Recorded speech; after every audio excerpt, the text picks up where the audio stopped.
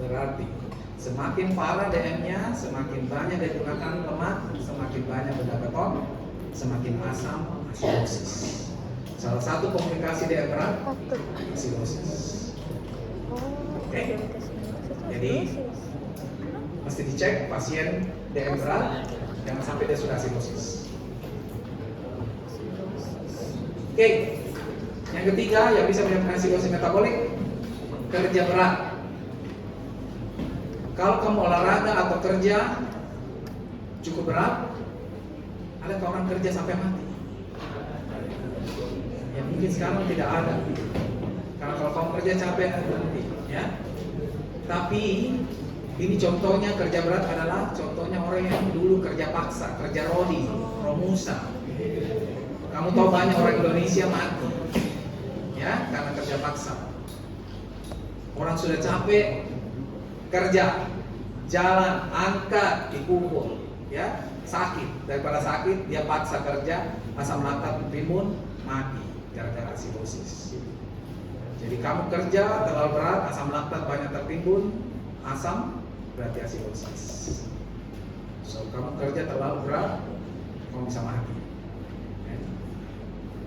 Jadi ya ini cuma dunia, jangan terlalu banyak kerja. Mati juga hidup ya, sometimes. Oke. Next, konsumsi alkohol. Alkohol di dalam tubuhmu diubah menjadi asam asetat. Asam asetat, asam. H+ bertambah. Jadi orang bisa mati karena mabuk. Jadi jangan kira kau mabuk tidak mati, kau mabuk bisa mati karena keracunan alkohol. Ya, mungkin di Indonesia jarang, di luar negeri sering mati karena mabuk, terlalu banyak minum alkohol. Sorry ya, lagi mabuk. Dia asidosis. Oke. Dan orang yang gagal ginjal. Kenapa? Karena seperti saya bilang tadi, kita cenderung menghasilkan H+ dan itu akan kelebihannya dibuang ke urin. Kalau ginjalmu gagal, berarti dia tidak bisa bikin urin, berarti dia tidak bisa bikin buang H+. Kamu asidosis. Jadi salah satu penyebab kematian orang gagal ginjal adalah asidosis. Sudah sebab kenapa orang cuci darah, hemodialisis untuk menghilangkan kelebihan H+-nya juga. Oke? So, ini semua kadang-kadang yang bisa memicu terjadinya asidosis metabolik. So, kembali lagi, tubuhmu tidak menyerah seperti itu. Dia akan melawan dengan buffer. Pertama, buffer apa? Bikarbonat. Asidosis. Bikarbonat. Buffer? Bikarbonat. Bikarbonat. Jadi bikarbonat akan dipakai. Kalau itu tidak cukup, kalau friend, respirasi bisa bantu? Sorry. Bisa sekarang, karena bukan dia penyebabnya. Jadi sekarang mungkin saya bisa bantu sekarang ya. Jadi apa yang dia bikin? Buang CO2. Membuang CO2. berarti dia hiperventilasi. Jadi begitu tahu respirasi bisa bantu, beres. Hiperventilasi. Oke. Bantu juga ginjal. Ginjal bisa bantu juga, beres. Apa yang diabsorpsi? Bikarbonat. Buang. Buang. H. Sel tipe A.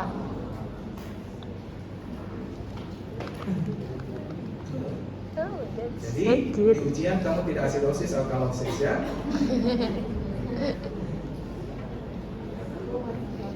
Satu lagi, alkalosis juga bisa terjadi karena metabolisme yang terganggu. Oke.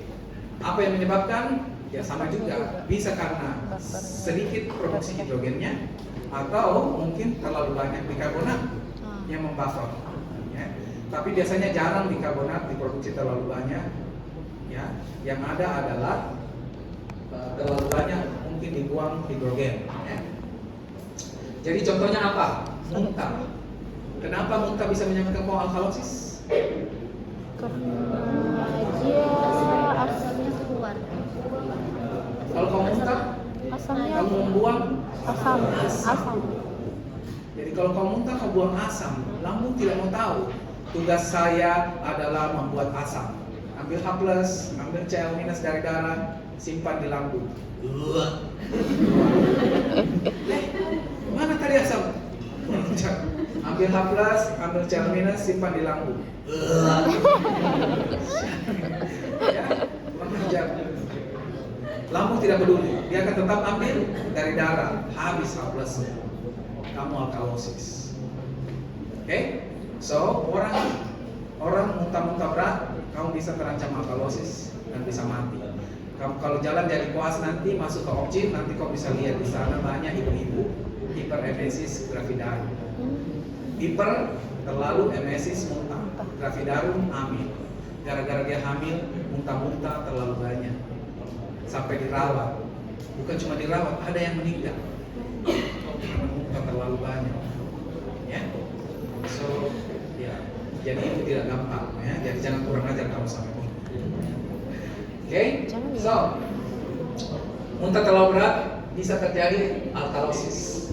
Terus hal lain yang bisa menyebabkan alkalosis kalau kamu makan terlalu banyak basa. Kamu belajar di SMA toh, asam dinetralkan dengan basa. Karena asam tambah basa menjadi garam. air dan garam. Good, masih. Ya.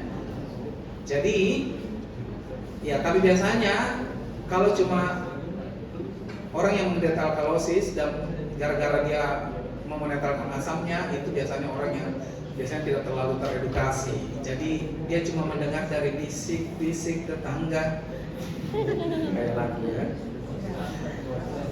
Jadi karena kamu kenapa gastritis sih sama lambung ini? Oh bagus katanya itu kalau kita makan baking soda. Ada sudah beli itu banyak mau bikin kue sama Bin. Kamu tidak tahu berapa takarannya baking soda.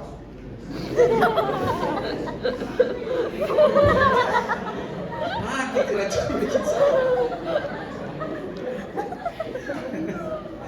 Ya, padahal kopi di situ Alfamart saya sudah ada di situ obat mah. Apa itu obat mah yang biasa dijual di situ?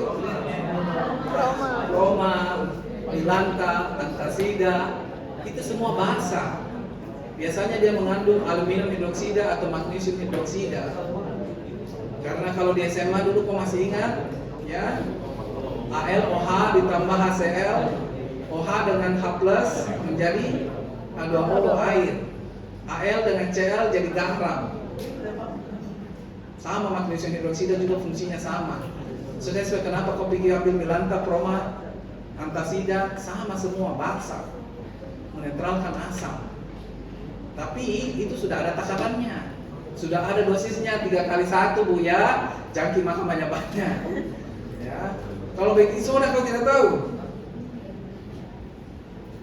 habis asam di dalam mampu ya, mati keracunan baking soda, hilang gastritisnya, hilang juga nyawanya. Lain kali beli saja obat, ya, lebih aman. Atau obat diuretik. Diuretik itu artinya membuat kamu kencing-kencing, membuang kelebihan air. Jadi biasanya diuretik dipakai pada orang yang udem atau hipertensi, ya, untuk mengurangi cairan tubuh. Tapi beberapa diuretik itu bukan cuma mengeluarkan air, tapi mengeluarkan juga garam termasuk natrium, juga bisa hidrogen. Ya, jadi tergantung jenis diuretik. Jadi harus dicek, jangan sampai orang mengalami alkalosis gara-gara terlalu banyak hidrogen hilang karena diuretik, ya. Nanti kamu pelajari di farmakologi. Anyway, inilah keadaan yang bisa menyebabkan alkalosis karena metabolisme. Again, tubuhmu melawan, tidak pasrah, begitu saja kamu mati percuma. Maka buffer yang akan turun tangan adalah alkalosis, carbonic acid, H2CO3 akan menyumbang H+. Kalau kamu friend, respirasi bisa membantu? Bisa. Apa yang dibikin? Respirasi. Hipoventilasi. Lambat bernafas untuk menyimpan CO2 karena dia akan jadi H+. Oke? Kalau ginjal diminta bantuan, apa yang dia bikin? Reabsorpsi? H+. Dan membuang nitrogen minus ke bumi. Sel tipe? B. Good. Smart kids. Pintar-pintar. D. Amin. Good, kalau kau mengerti. Tidak semua dosen mengerti bahasa bahasa. I'm telling you. So, if you know it, kau bisa tepuk belakang. Good boy, good girl. Good girl. Good girl. Ya, salah tepuk juga.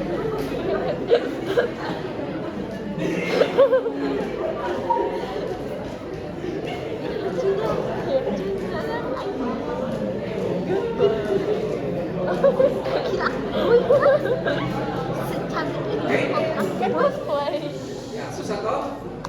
Ya. Kamu tidak sakit kepala? Ya, karena saya sakit kepala waktu bikin ini. Ya, but like I say, I'm doing anything for you. Ya, untuk membuat kamu mengerti. So, jadi kalau kalian sudah mengerti, maka pertanyaan terakhir adalah emang kenapa kalau pH berubah? Tadi sudah dibilang kamu sakit. Kalau tidak, habis itu kamu mati. Jadi pH harus dijaga, tapi kenapa? Apa emang efeknya kalau kita kena pH berubah? Maka yang paling besar dampaknya adalah ke saraf dan otot. Ya. Kalau terjadi asidosis, maka sarafmu tertekan kerjanya. Ya, jadi dia mengalami depresi. Jadi kerjanya jadi terganggu, jadi susah.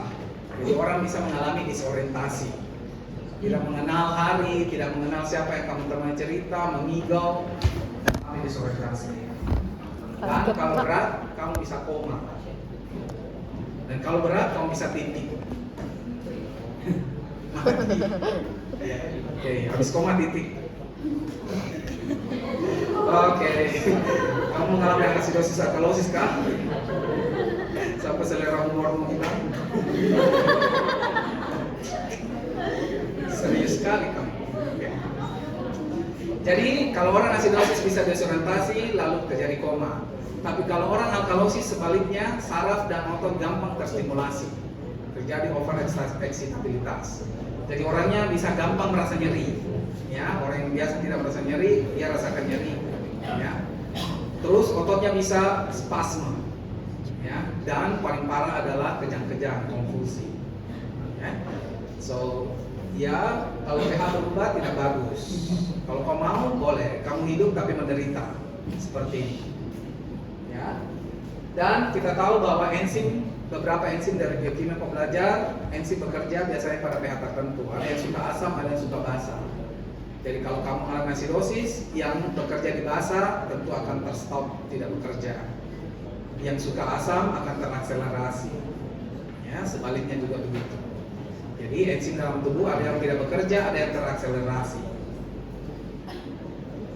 Dan juga ion seperti kalium akan terpengaruh dengan hidrogen karena ada pertukaran misalnya hidrogen dengan kalium. Ya. Kalau kita mengalami asidosis, kalium susah dikeluarkan, maka kamu mengalami hiperkalemia. Kalau orang alkalosis, dibuang banyak kalium, maka kamu mengalami hipokalemia. Jadi ini semua dampaknya terhadap tubuh kalian kalau kamu pH-nya berubah sebelum orangnya meninggal.